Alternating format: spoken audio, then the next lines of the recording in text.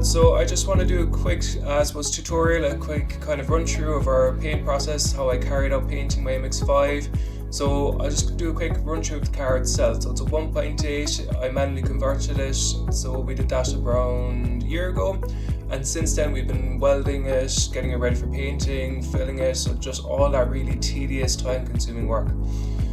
So here's the hardtop. As you can see there, the hardtop needs to be painted, the front driver's wing needs to be painted, a few bits like that, so nothing too crazy. And then we're going to go on to the actual painting itself. So the backstory behind this car, I got it for about 2.5k there and thereabouts, and I sold a few parts that came with the car. I got a spare set of wheels, I got a soft top, but I'm happy enough to keep just a hard top, so I made a little money back on that. But financially it didn't really make sense to get the car welded for me anyway, because I have other cars and I just couldn't afford it at the time, to be honest. So I decided to, like my father, he's really handy with a welder, so I bought the 2 rear arches from classiccarparts.ie based in Ireland. They supply really high quality products, so we got the 2 arches, the rear arches sorted for that, cut out the rear arches. I'm going to post all that as well as time goes on, but we welded all those in and got all that sorted.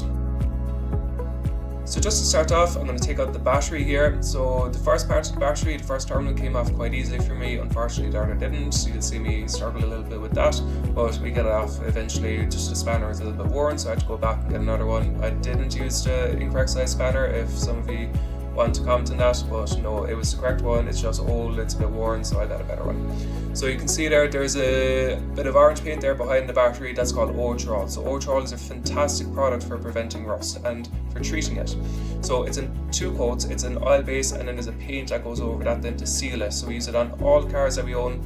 Every single vintage car that we use, we grind off all the rust and we seal it with all that Otrol. Fantastic.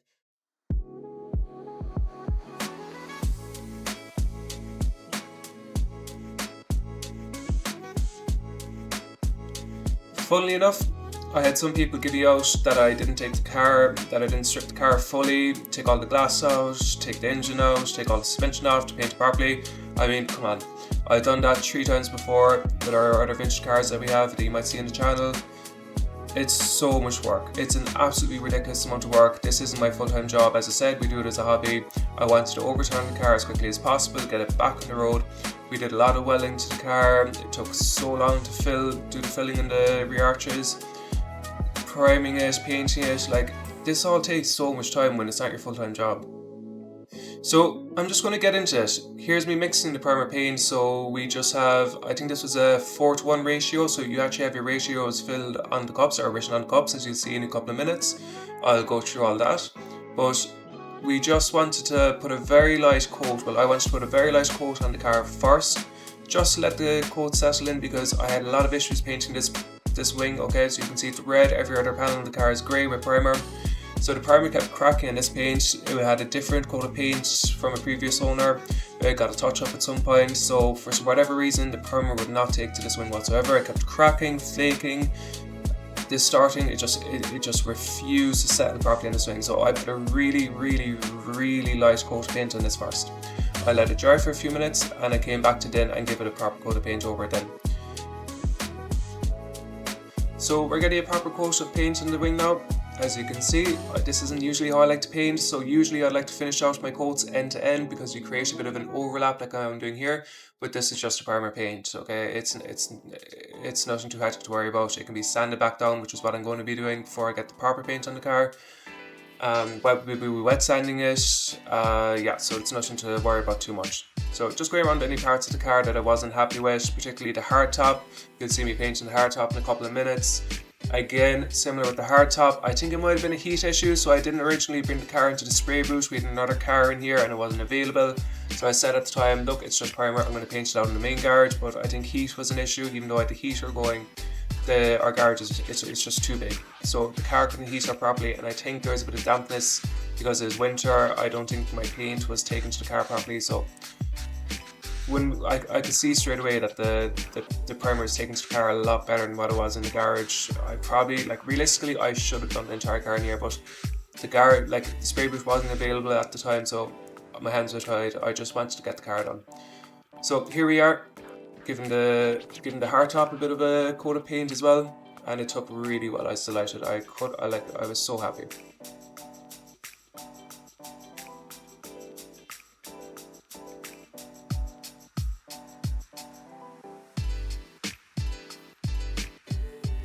Now, I just want to chime back in here and go over wet sanding with everyone. So if you're looking to spray your own car at home, you've never done it before, wet sanding is your friend, okay? So all you do is get your sandpaper or your sanding block and you go with the groove of the wing or whatever car panel that you want to respray. So you're trying to get the primer coat as smooth as possible so that your paint when it goes on this is smooth also. Because obviously if it's rough, if it's bumpy, you're going to get a lot of orange peel. So you want to get this as smooth as possible. So as you can see, I'm going with the groove of the wing. I'm not going in straight lines, some circular motions, going with the groove of the wing there again. Make sure you don't go in a straight line all the time. That's so important not to do that. The reason for that is if you keep going in a straight line, you're going to create, I suppose, a negative groove in your paint. And that will show up in your end product. So really important that you go with the groove. You get used to it. It takes a while, takes a couple of tries to get it right. You're not going to get it on the first go, but it's important to keep practicing it and to do some research as well of other people painting their cars. Yeah. So here's a little walk around of the car. Happy with how the paint came out. Again, I'm in slightly, I suppose a bit too heavy on some of the sanding. I really wanted to get the paint as smooth as possible, but overall, I'm really happy with it. You can see there on one of the headlights, low down the bumper, I went through the paint slightly too much, but look, not too bad. Now, here we are mixing our paint, give it a good swirl, bring the paint from the bottom of the bucket up to the top, keep mixing it as long as it takes until it becomes quite even. As you can see here, there's markings on our filler cup. So the ratio for mixing this paint is 2 to 1. So you go up to the mark with 2 for your paint, you go up to 1 with your hardener, with your kind of clear coat mixed in with the paint, and then whatever amount of thinners then that you're going to use. So 10% was recommended on this for this paint. I went with a little bit higher just to get a bit of a smoother finish. Some people might kill me for doing that, but look, I sprayed a few cars before, they all came out perfect. The coat seems to come out a lot smoother when you just increase a bit of thinners a bit more. So we have it all mixed in here now. Our hardener's going in.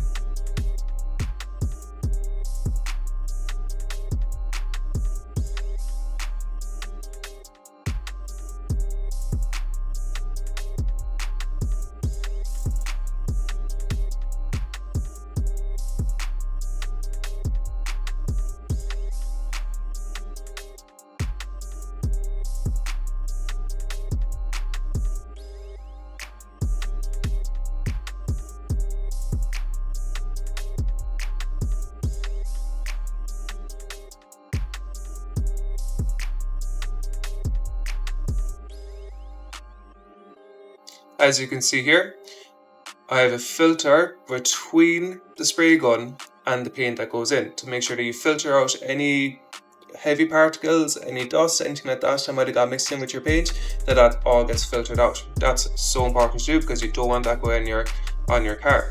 So here we are. I'm just trying to get in behind the mirror as much as possible because it's very awkward spot to get in. Ideally, again, I would have removed the mirror, but I wanted to remove as little as possible on this car because I want to get out of the spray route and get it back on the road as quickly as possible. So you want to go under the arches, those kind of areas first before you carry out your spray lines. Now, here we are. So you really want to, when you're painting a car, finish out your lines. Have roughly about a 50% overlap in your paint, but make sure you finish out your lines because you don't want to create an overlap in your paint.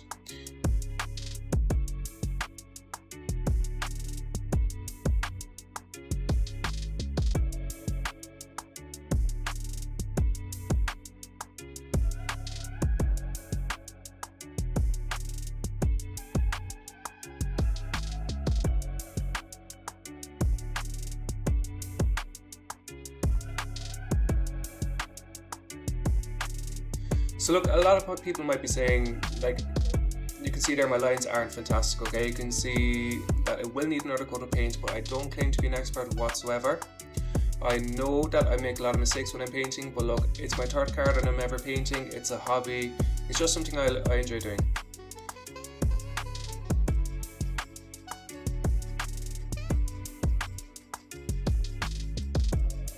So here we're getting the hardtop done, we're getting the other side of the car done, getting our first coat on this side of the car. It turned out pretty well, I was pretty happy with it.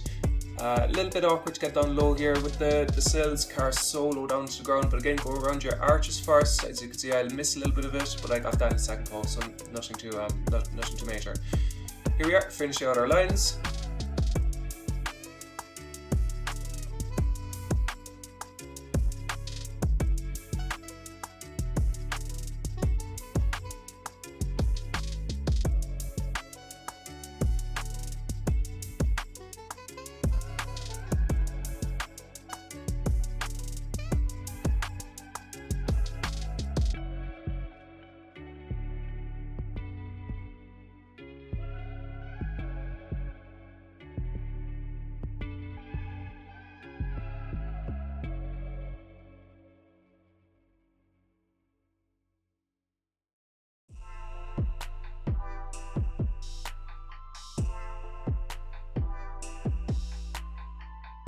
Going back over a second coat for the car. As you can see, it's coming out really well. Really happy with how this turned out. The coat looks so shiny, so good, really happy.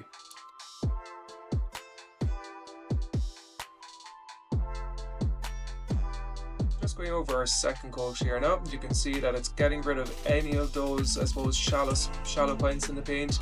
It's starting to come out really well. Looks so good. So really happy. Unfortunately, a little bit of dust did settle on the car. Our extractor fan in the spray booth just isn't really up to the task, so ideally we would have a few in there, but just our spray booth isn't accommodating to that. It's just we only have one point in the spray booth where we can actually install an extractor fan. So look, it's fine, it is what it is.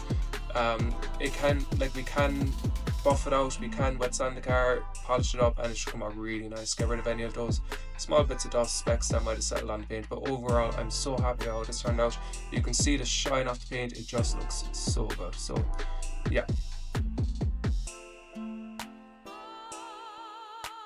And here's our photos. So it looks really good, no lines in the paint whatsoever, so shiny. I'm actually genuinely so thrilled with how this came out. Not much orange peel in that paint, some parts of it came out really good, no orange peel to be seen.